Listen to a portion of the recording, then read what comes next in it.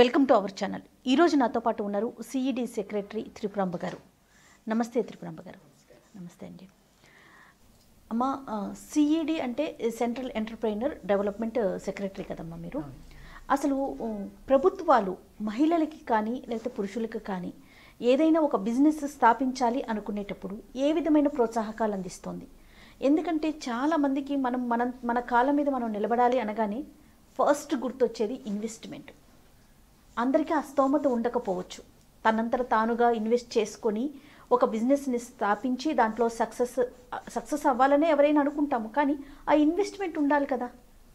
So దానికోసం ప్రభుత్వాలు, state government కావచ్చు, సెంట్రల్ గవర్నమెంట్ కావచ్చు, మంచి మంచి పథకాలను అందిస్తుంది.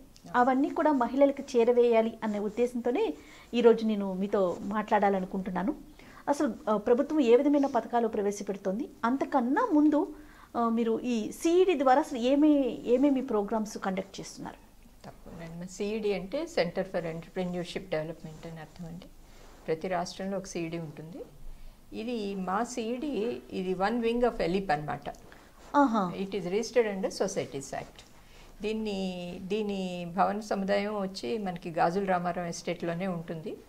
ఇది అప్పటి రాష్ట్రపతి డాక్టర్ అబుల్ కలాం గారు ఇనాగ్రేట్ చేసి, ఈ సిఈడి అనేది ప్రతి రాష్ట్రంలో ఉండాలి, ప్రతి అమ్మాయే కాదు అబ్బాయిలు కూడా అసలు ఎలా వ్యాపారం మొదలు పెట్టాలనేది ఇక్కడ పాఠం మొదలవ్వాలని చెప్పి ఆ కాన్సెప్ట్ని తీసుకొచ్చింది మేము. ఇప్పుడు అన్ని రాష్ట్ర ప్రభుత్వాలు ఒక సిఈడిని స్థాపించి కొంత బడ్జెటరీ అలొకేషన్ ఇచ్చి ట్రైనింగ్ ప్రోగ్రాంలు కండక్ట్ చేయడం అనేది జరుగుతుంది. సో మా సిఈడిలో మేము స్కూల్ పిల్లల కాడి నుంచి రిటైర్ అయిన వాళ్ళ దాకా రకరకాల ప్రోగ్రాంలు కండక్ట్ చేస్తాం అన్నమాట. విమెన్ సెల్ఫ్ ఈడిపిస్ అని ఉంటాయి. ఒక గ్రూప్ ఆఫ్ విమెన్ సమ్మర్లో ఖాళీగా ఉన్న తల్లులకి వాళ్ళు if they are interested in ఈ ఫుడ్ ప్రాసెసింగ్ ఏదన్నా, లేకపోతే ఫ్లవర్ అరేంజ్మెంట్స్, లేకపోతే చిన్న చేతి పనులు వాళ్ళకి ఇళ్లల్లో కూర్చొని చేసుకోవటానికి ఇలాంటి ట్రైనింగ్లన్నీ జరుగుతూ ఉంటాయి అన్నమాట. ఇది కాకుండా మా బోర్డులో entrepreneur development institute of India అని అహ్మదాబాద్లో ఒకే సంస్థ ఉంది. వారు కండక్ట్ చేసే ఈడిపి ప్రోగ్రామ్స్, పోస్ట్ గ్రాడ్యుయేషన్, వీటన్నిటి కూడా మేము ఎగ్జామ్ సెంటర్గా ఉంటాం అన్నమాట. చాలా పెద్ద ఇన్స్టిట్యూట్ అండి అది. ఇక్కడ నుంచి మాకు గైడెన్స్ బాగా వస్తుంది.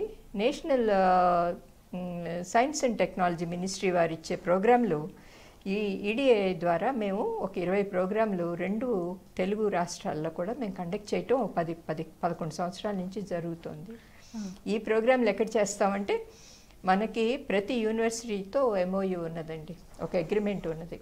సో ప్రతి యూనివర్సిటీ కింద వచ్చే మేనేజ్మెంటు, సైన్స్ కాలేజీలు, ఇంజనీరింగ్ కాలేజీలు ఈ ప్రోగ్రాంలు జరుగుతాయి. ఒక్కొక్క జిల్లాకి ఒక్కొక్క సంవత్సరం విస్తరిస్తూ వెళ్తున్నాం అనమాట. ప్రస్తుతం ఎమ్మిగనూరు, కరీంనగర్ ఇట్లా జరుగుతున్నాయి ప్రోగ్రాంలు 2 రాష్ట్రాల్లో కూడా. ఇక్కడ ఏంటంటే అవేర్నెస్ ప్రోగ్రామ్స్ చేస్తారా?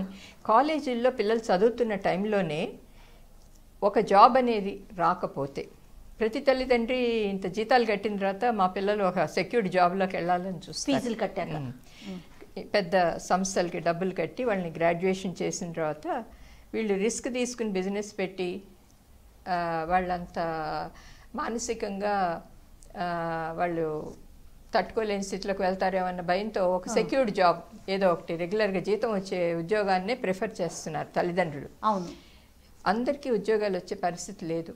మన ప్రధానమంత్రి గారు, మన నాయకులందరూ పదే చెప్తున్నారు, దేశమంతా యూత్ అని. ఇంతమంది యూత్కి ఉద్యోగాలు కల్పించాలంటే ఏ ప్రభుత్వానికి? సో జాబ్ సీకర్స్ కాకుండా జాబ్ మేకర్స్ అని ఆంగ్లంలో అన్నట్టు మనం నలుగురికి ఉపాధి కల్పించేటట్టుగా తయారవ్వాలి అంటే వాళ్ళకి స్కూల్ లెవెల్ నుంచి, కాలేజ్ లెవెల్ నుంచి మేము పాఠాలు చెప్పడం మొదలు పెడుతున్నాం. స్కూల్ లెవెల్లో బాల ఉద్యమి అని ఒక చిన్న ప్రోగ్రామ్ డిజైన్ చేసి ఈ 9th 10th పిల్లలకి 1 డే అవేర్నెస్ ప్రోగ్రామ్ కండక్ట్ చేస్తాం. దాంట్లో ఏంటంటే వాళ్ళు బిజినెస్ కమ్యూనిటీ నుంచి వచ్చిన పిల్లలు కూడా లైట్గా ఏదన్నా ఒక మాస్ కమ్యూనికేషను, ఒక సినిమా డైరెక్షను, లేకపోతే ఒక ఆర్ట్ ఆఫ్ స్పీకింగ్, ఇట్లాంటి వాటికి వెళ్ళిపోతున్నారు. ఇవన్నీ అనవసరం అని నేను అంటలేదు. ఒక ఉపాధి కల్పనకి, ఒక చిన్న మనసులో ఒక ముద్ర వేయటానికి ఆ ప్రోగ్రాం పనికొస్తుంది. చిన్న ఎక్కువ ఇన్వెస్ట్మెంట్ లేకుండా పెద్దవాళ్ళు ఎలా అయ్యారు, ఒక డాక్యుమెంటరీ చూపించడం, వాళ్ళకి క్విజ్ ప్రోగ్రామ్ కండక్ట్ చేయటం, తర్వాత వాళ్ళకి ఆన్ హ్యాండ్ ఇన్ఫర్మేషన్గా మా ఇండస్ట్రియల్ ఎస్టేట్లో వాళ్ళని టూర్కి తీసుకెళ్ళటం, తర్వాత స్కూల్ పిల్లల్ని ఆ రోజంతా వాళ్ళు మాతో గడుపుతారు. తర్వాత వాళ్ళు ఒక ప్రాజెక్ట్ని స్కూల్కి సబ్మిట్ చేస్తారు వాళ్ళ అనుభవాల్ని. దీంతో ఏమవుతుందంటే వాళ్ళ చిన్న మనసులో ఒక బిజినెస్ ఐడియా ఉంటే అది అక్కడ స్థిరపడటానికి అవకాశం ఉంది. ఈ విధంగా మేము స్కూళ్ళని మోటివేట్ చేయడానికి ప్రయత్నిస్తున్నాం. తర్వాత నెక్స్ట్ లెవెల్ వచ్చేసరికి కాలేజెస్లో ఎక్స్క్లూజివ్ సైన్స్ గ్రాడ్యుయేట్స్ అంటే బిఎస్సి బీకామ్ చెప్తున్న కాలేజీల్లో కూడా అనుబంధ ప్రోగ్రాంలు ఉన్నాయి. వాటికి తగ్గట్టుగా డిజైన్ చేస్తాం. ఇప్పుడు మనకి ఈడిఏ నుంచి వచ్చే ప్రోగ్రామ్ అంటే 2 రోజులు ఎంటర్ప్రెన్యూర్ అవేర్నెస్ క్యాంప్స్ అని ఉంటాయి. అందులో పిల్లలకి ఏం చెప్పడం జరుగుతుందంటే ఒక అనుభవం ఉన్న ఎంటర్ప్రెన్యూర్ వచ్చి అడ్రస్ చేస్తారు, తర్వాత బ్యాంకర్స్ వచ్చి అడ్రస్ చేస్తారు, ఎన్ని స్కీమ్లు ఉన్నాయి, ఎలా పెట్టొచ్చు అని. కాలేజ్ లెవెల్లో ఎవరైనా ఒకటి సొంతగా లేకపోతే ఫ్యామిలీ బిజినెస్ ఉన్న పిల్లలు కూడా ఇంకొంచెం డబ్బు యాడ్ చేసి మేము ఎట్లా తల్లిదండ్రులకు తోడ్పడాలి, ఇలాంటి ఐడియాస్ ఉన్న పిల్లలందరికీ ఆ ప్రోగ్రాంలు చాలా ఉపయోగపడతాయండి. తర్వాత ఇప్పుడు ప్రస్తుతం ఉన్న ధోరణిలో కేంద్ర ప్రభుత్వం ఎంకరేజ్ చేస్తున్న అనేక స్కీముల వలన ఇంక్యుబేషన్స్ అనేవి యూనివర్సిటీ లెవెల్లో కాలేజెస్ లెవెల్లో మొదలు పెడుతున్నారు. అంటే వాళ్ళు ఫైనల్ ఇయర్కి వచ్చేసరికి ఆన్ హ్యాండ్ ల్యాబ్స్ ఉంటాయి. అక్కడ వీళ్ళ ఐడియాస్ని కన్వర్ట్ చేసి ఆ లెక్చరర్స్తో గైడెన్స్ తీసుకుని దాన్ని ఒక బిజినెస్ ప్లాన్గా పిల్లలు ఆల్రెడీ కన్వర్ట్ చేసుకుంటున్నారు. సో కాలేజ్ లెవెల్లో అలా చేసుకోవటానికి అదొక అవకాశం ఉంది. కాబట్టి ఎంబీఏ ఇంజనీరింగ్ కాలేజెస్ని ఎక్కువ టార్గెట్ చేస్తున్నామండి. మేము వెళ్ళి అడ్రస్ చేస్తాం వాళ్ళని. చేసిన తర్వాత వాళ్ళు కూడా వస్తారు. వాళ్ళకి కావాలంటే ఎక్స్క్లూజివ్ ప్రోగ్రామ్, తర్వాత వాళ్ళ లెక్చరర్స్కి ఈ పిల్లల్ని ఎలా మోటివేట్ చేయడానికి టీఓటీ అంటే ట్రైనింగ్ ఆఫ్ ద ట్రైనర్స్ అదొక ప్రోగ్రామ్ కండక్ట్ చేస్తాం. లెక్చరర్స్ అందరికీ ఏం స్కీములు చెప్పాలి, పిల్లల్ని ఎలా ప్రోత్సహించాలి అని చెప్పడానికి ఈ లెక్చరర్స్ కూడా ప్రోగ్రాంలు ఇవ్వటం జరుగుతుందండి. ఇది కాకుండా ఒక చాలా అందమైన ప్రోగ్రామ్ మేము చేసేది ఏంటంటే అగ్రికల్చర్ మినిస్ట్రీ కింద మేనేజ్ అనే సంస్థ మన హైదరాబాద్లో ఉన్నది. ఇది దేశం మొత్తం మీద polytechnic, degree, masters agriculture related సైన్సెస్లో చేసిన పిల్లల్ని తీసుకొచ్చి 60 రోజులు రెసిడెన్షియల్ ప్రోగ్రామ్ ఫ్రీగా ఇస్తాం. ఒక రిజిస్ట్రేషన్కి మాత్రం 500 తీసుకుంటారు. వాళ్ళు 60 రోజులు మా దగ్గరే ఉంటారు. దీంట్లో కంప్లీట్గా technical side of the farming అనమాట. మన రైతులు ఏం సఫర్ అవుతున్నారు, మనకి ఏం ఉత్పత్తులు అవుతున్నాయి మన జిల్లాల్లో, దానికి ఎట్లా తోడ్పాటు లేదు, మనం ఏ యాక్టివిటీ తీసుకుంటే అదొక ఉపాధిగా నాకు అవుతుంది, నేను డబ్బు సంపాదించుకుంటాను, మన ఊరు ఎలా బాగుపడుతుంది. సూపర్. ఆదిలాబాద్ దగ్గర నుంచి తీసుకుని నిజామాబాద్ తీసుకుంటే ఆదిలాబాద్లో సోయాని ఎన్ని రకాలుగా కన్వర్ట్ చేయొచ్చు. నిజామాబాద్ వస్తే మన మొక్కజొన్నలన్నీ బాంబే వెళ్ళి కెలాగ్స్ ఎందుకు అవ్వాలి, అటుకులు దంచే చేతులకి కాన్ఫ్లెక్స్ చేయటం రాదా, మన అమ్మాయిలు మోటివేట్ చేసుకుని చిన్న చిన్న పరిశ్రమలు ఎలా పెట్టుకోవాలి. ఇది కాకుండా అగ్రి క్లినిక్స్ వీళ్ళు ఏం చేస్తారంటే ఒక చిన్న కన్సల్టింగ్ ఏజెన్సీ లాగా పెట్టుకుని ఎలాంటి విత్తనాలు వాడకూడదు, ఎలాంటి ఫెర్టిలైజర్స్ వాడకూడదు, ఏ విధంగా వెర్మీ కంపోస్టు ఆర్గానిక్ ఫార్మింగ్ చేయాలి, ఇట్లాంటివన్నీ జరుగుతుంది. తర్వాత ఇప్పుడు స్మార్ట్ సిటీ కాన్సెప్ట్ వచ్చింది కాబట్టి horizontal, vertical and rooftop gardening, ikebana ఇవన్నీ కూడా ఎక్స్క్లూజివ్ ప్రోగ్రాంలు. ఇవన్నీ మనకి వ్యవసాయ సంస్థ నుంచి స్పాన్సర్ అయిన ప్రోగ్రాంలు. చెప్పి మోటివేట్ చేసి వాళ్ళని రైతులుగా కాకుండా రైతు సంబంధిత వ్యాపారంలోకి అడుగు పెట్టడానికి అవకాశం కల్పిస్తాం. తప్పకుండానండి. ఇందులో మేము ఈ ప్రోగ్రామ్ చేసిన సక్సెస్ స్టోరీస్ చూపించాల్సిన అవసరం ఉంటుంది. అప్పుడే మాకు ఎలిజిబిలిటీ ఉంటుంది నెక్స్ట్ ప్రోగ్రామ్ అడగటానికి. అంటే మేము ఎఫర్ట్స్ పెట్టి ఈ రూరల్ ప్రోగ్రామ్స్ చేస్తున్నామో మీరు గమనించాల్సిన అవసరం ఉంది. అక్కడికి వచ్చే ఆడపిల్లలు మొన్న లాస్ట్ ప్రోగ్రాంలో చెప్పిన అమ్మాయి ఏంటంటే అనేకమైన ఇంప్లిమెంట్స్ పెట్టి నేను ట్రాక్టర్ కొనాలి అని. అంటే నేను అడిగాను అమ్మాయిని, ఏమ్మా ఈ ట్రాక్టర్ ఏ అన్నకో లేకపోతే ఎవరికో ఇచ్చి అద్దెకి తిప్పుకుంటావని. లేదు మేడం, నేనే రన్ చేస్తాను. సూపర్. నేను రన్ చేస్తాను, నేను బీఎస్సీ పాస్ అయ్యాను, ఇది కాకుండా నాకు స్టెమ్ సెల్ బ్యాంక్ కూడా పెట్టుకున్నాను, నేను టెక్నికల్ సపోర్ట్ నా విలేజ్కి నేను ఇచ్చుకుంటాను, ప్రతి ఒక్కళ్ళకి వ్యవసాయంలో విజ్ఞత అనేది నేను పెంచడానికి ప్రయత్నిస్తాను. చాలా మంచి స్పిరిట్తో అమ్మాయిలు అబ్బాయిలు ఈ ట్రైనింగ్ ప్రోగ్రామ్కి వస్తారనమాట. అయితే అమ్మ ఇక్కడ ఒక ప్రాబ్లం ఏంటంటే స్టేట్ గవర్నమెంట్ కావచ్చు, సెంట్రల్ గవర్నమెంట్ కావచ్చు, మంచి మంచి పథకాలు అయితే పెడుతోంది. అంటే లోన్స్ రూపంగా కావచ్చు, లేకపోతే విమెన్ ఎంటర్ప్రైనర్స్ని ఎంకరేజ్ చేయడానికి కావచ్చు. కానీ అవి వాళ్ళ వరకు అంటే ఎంతవరకు రీచ్ అవుతున్నాయి అంటారు? ఇప్పుడు మన టార్గెట్ ఎలా ఉండాలంటేనండి, ఒక ఉపాధి సొంతగా చేయాలి అనుకున్న అమ్మాయిలు పట్టణాల్లో ఉన్నారు, పల్లెల్లో కూడా ఉన్నారు. అవును. సో అందరికీ మనం ఈ అవసరాన్ని తీర్చాల్సిన అవసరం ఉన్నది. కాబట్టి రూరల్ ఏరియాస్లో పెట్టిన కొన్ని గ్రామీణ పథకాలని, కొన్ని ఎక్స్క్లూజివ్ స్కీమ్స్ ఉన్నాయి.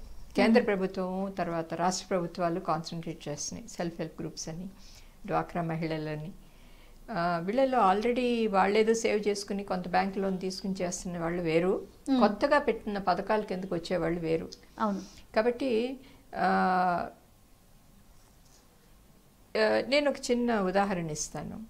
ఒక 3 సంవత్సరాల క్రితం మనకి మినిస్ట్రీ ఆఫ్ టెక్స్టైల్స్ వాళ్ళు ఎలిప్కి ఒక ప్రోగ్రామ్ ఇవ్వటం జరిగింది.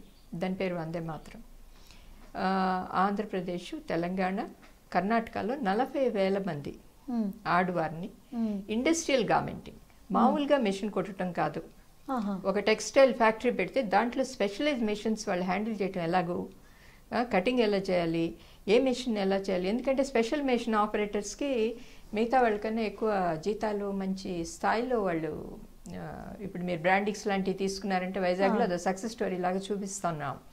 ఎందుకంటే మనం అంతర్జాతీయ లెవెల్లో మనం బట్టలు తయారు చేయటం ఇవన్నీ కూడా నేర్చుకోవటానికి వాళ్ళకి స్పీడ్ మెషిన్స్, తర్వాత స్పెషలైజ్ మెషిన్స్, అనేక రకాల డిఫరెంట్ కుట్లు కుట్టే మెషిన్లు ఉంటాయి ఆ టెక్స్టైల్స్లో, అవి. తర్వాత జనపనారతో అనేక రకాల వస్తువులు చేయటం. మూడవది ఏంటంటే హస్తకళలు. ఈ 3 రాష్ట్రాల్లో కూడా ఒక్కొక్క జిల్లాకి ఒక రకం హస్తకళ ఉంది. దాన్ని ప్రోత్సహించాల్సిన ఉద్దేశంలో మేము 40,000 మంది టార్గెట్ తీసుకున్నాం. ఎన్నో సంస్థలకి ప్రోగ్రామ్ ఇచ్చింది గవర్నమెంట్. అయితే మాకు బెస్ట్ ఇంప్లిమెంటింగ్ ఏజెన్సీ అవార్డు వచ్చింది. మేము అక్కడ చేసింది ఏంటంటే, వాళ్ళు ఆ డిజైన్ చేసినప్పుడు ఆ ప్రోగ్రామ్ని ఇంత పర్సంటేజ్ తప్పకుండా వాళ్ళకందరికీ మీరు ఉద్యోగాలు చూపించాలి. ఓకే. ఈ ట్రైనింగ్ అయిన తర్వాత వాళ్ళు ఎక్కడ ఉద్యోగం చేస్తున్నారో మీరు మాకు చెప్పాలి. అప్పుడే మీకు మిగతా బ్యాలెన్స్ మేము ఏది ఇన్సెంటివ్ ఇద్దాం అనుకున్నాం అది రిలీజ్ అవుతుందనే క్లాజ్ ఉన్నది. ఓకే. దాన్ని మేము మార్చి ఒక ఉద్యోగంలోకి కాకుండా వాళ్ళు సొంతగా ఈ యాక్టివిటీ పెట్టుకుని, ఉపాధి పెట్టుకుని, వాళ్ళు ఒక పారిశ్రామికవేత్తగా తయారు చేయడానికి అవకాశాన్ని కల్పించారు మీరు. అవి మేము చూపించి ఈ పర్సంటేజ్ని, ఉద్యోగ అవకాశాలను తగ్గించి ఉపాధి అవకాశాలను పెంచి కొంచెం మార్పించాం. మీరు తీసుకుంటే రేపల్లె, తర్వాత తెలంగాణ, ఇప్పుడు మన రామగుండం, కరీంనగర్, సిరిసిల్ల, ఇట్లా అన్ని చోట్ల మేము చేసిన చోట ట్రైనింగ్ తీసుకున్న అమ్మాయి వెంటనే బ్యాంక్ లోన్ తీసుకుని ఇంకొక ఇండస్ట్రియల్ గార్మెంటింగ్ యూనిట్ పెట్టి మేమే డిస్ట్రిక్ట్ కలెక్టర్స్ దగ్గర నుంచి ఈ స్కూల్ డ్రెస్ యూనిఫామ్స్ ఇలాంటివన్నీ డైవర్ట్ చేసి అదొక చక్కటి సొసైటీ లాగా తయారైంది. అందులో కొంచెం రిస్క్ తీసుకునే బ్యాంక్ లోన్ తీసుకుంటాననే అమ్మాయి లీడర్గా ఉంటుంది. ఈ ట్రైన్ అయిన వాళ్ళందరూ ఆమెకు సహకరిస్తారు. ఈ విధంగా చిన్న చిన్న గ్రూప్స్, యూనిట్స్ తయారైపోయినాయి. అందులో ఇప్పుడు కొన్ని ఇండస్ట్రియల్ గార్మెంట్ తీసుకున్నాం అనుకోండి, అందులో ఏంటంటే తమాషాగా స్టీమ్ ఐరన్ అనేది ఉంటుంది, ఒక స్పెషల్ మెషిన్ ఉంటుంది, దాని మీద బట్ట పెట్టగానే సక్ చేస్తుంది అనమాట. దాని మీద స్టీమ్తో ఐరన్ చేస్తే ఏమవుతుందంటే పాలిష్ వస్తుంది. ఇప్పుడు మనం ఈ అర్బన్ ఏరియాస్లో అపార్ట్మెంట్స్ చూస్తున్నాం. అవును. ఒక వాచ్మెన్ భార్య ఇస్త్రీ చేస్తూ ఉంటుంది, మన బట్టలన్నీ అపార్ట్మెంట్స్లో అక్కడ ఇస్తూ ఉంటాం. ఆ అమ్మాయికి బొగ్గులేసిన తర్వాత అయిపోతే నువ్వు అర్జెంటుగా ఏదైనా ఒక ఐటెం చేయమంటే రేపే చేయగలనని చెప్తుంది. తర్వాత వాళ్ళకి ఇక్కడ రిస్ట్ ఎముకలు దెబ్బతినే, తర్వాత బొగ్గులు కొనుక్కోవటం, ఇట్లాంటివన్నీ లేకుండా ఈ స్టీమ్ ఐరన్ కనుక ఇస్తే మీకు ఆ టేబుల్ను ఆ సెట్ అంతా కలిపి ఒక 45-50 వేలలో వచ్చేస్తుందండి. అది అసలు బ్యాంక్ లోన్ కూడా అసలు అపార్ట్మెంట్లో ఉన్న వాళ్ళు తలా ఒక 5,000 ఇచ్చినా వాళ్ళు తీర్చేసుకుంటారు సంవత్సరం లోపల. ఇవన్నీ చిన్న చిన్న ఐడియాస్ అండి. ఇవన్నీ కూడా ఇంప్లిమెంట్ చేసాం. ఈ మోడర్నైజ్డ్ వాషింగ్, ఈ నదుల్లో ఉతకటం, బట్టలు మీరు వెళ్తుంటే కాలువల దగ్గర అది ఉతుకుతా కనిపిస్తారు, ఇవన్నీ మాన్పించేస్తున్నాం స్లోగా. మా ఎలిప్ తరఫు నుంచి మేము అడాప్ట్ చేసుకున్న విలేజెస్లో కూడా ఒక చిన్న washing units, industrial washing units, తర్వాత ఈ ఐరన్ చేయటం, ఇవన్నీ చేస్తుంటే ఏమవుతుందంటే నీరు వేస్ట్ అవట్లా, తక్కువ సాఫ్ట్నర్స్తో మంచి, అంటే మురికి తొందరగా వదలటం, మరకలు వదలటం. ఇప్పుడు కార్పొరేట్ హాస్టల్స్ అన్నిటికీ మా ఎలిప్ వాళ్ళు, మా అమ్మాయిలు అందరూ చిన్న చిన్న యూనిట్స్ పెట్టేసి వాషింగ్ను ఇస్త్రీలు చేయటం, వాళ్ళకి రెగ్యులర్ ఎంప్లాయ్మెంట్ కింద మా మెంబర్స్ అందరినీ మేము తయారు చేస్తున్నామండి. సూపర్. పెద్ద పెద్ద హాస్పిటల్స్, రైల్వేస్ ఇట్లాంటి వాటికి మనకి ఇన్వెస్ట్మెంట్ కూడా తక్కువ ఉంటుందండి. దీనికి తగ్గట్టుగా బ్యాంకులు లోన్లు ఇస్తున్నాయి. ఎందుకంటే మేము తీసుకెళ్ళి ఇంట్రడ్యూస్ చేస్తాం. మా మెంబర్ అండి, ఏమన్నా అమ్మాయి కనుక డిఫాల్ట్ అయితే మేము ఉన్నాము, మీరు మా ద్వారా రికవర్ చేసుకోవచ్చు. ఓకే, భరోసాగా మీరు ఉంటున్నారు యా, ఏనుగు తరపున. అవును, అవును. ఈ వందే మాత్రంలో ఇచ్చేసాం కాబట్టి నేను ఇక్కడ మెన్షన్ చేయాల్సిన అవసరం వచ్చింది. తర్వాత ఈ జనపనారది మనకి కల్లూరు అని ఒక ఊరు, గుంటూరు దగ్గర కొల్లూరు. ఆ ఊళ్ళో మా సెంటర్ మేనేజర్ పెద్దగా పెట్టి ఆ అమ్మాయి బాంబే నుంచి ఆర్డర్స్ తెచ్చుకుని సాఫ్ట్వేర్ కంపెనీలకి ఈ gift items, files, jute bags అండి, బ్యాగ్స్ కాదండి, ఫైల్స్, ఫోల్డర్స్, పౌచెస్, తర్వాత వాల్ హ్యాంగింగ్స్. వాళ్ళు ఎంత ఎక్స్పెండ్ అయ్యారంటే దే బికమ్ డిజైనర్స్. అదొక కుటీర పరిశ్రమ లాగా. ఒక్కొక్క అమ్మాయి అక్కడ ఒక డిజైన్ కనుక తను క్రియేట్ చేసి ఆ సంస్థకి చెప్తే ఆ అమ్మకి ఎక్స్ట్రా ఇన్సెంటివ్ కూడా వస్తుంది. ఇలా కాదు మేడం, ఇలా చేద్దాం, ఇది బాగుంటుంది, తక్కువ వాడచ్చు, ఎక్కువ చేసాను. ఎందుకంటే క్రియేటివిటీ అనేది ప్రతి మహిళలో ఉంటుందండి. దాన్ని మనం బయటికి తీసుకొచ్చే అవకాశాన్ని కలుగజేయాలి. ఆమె సొంతంగా చేసుకున్న ఒక గ్రూప్ లాగా అందరు కలిసి చేసిన వీటిని ప్రోత్సహించాల్సిన అవసరాలు చాలా ఉన్నాయి.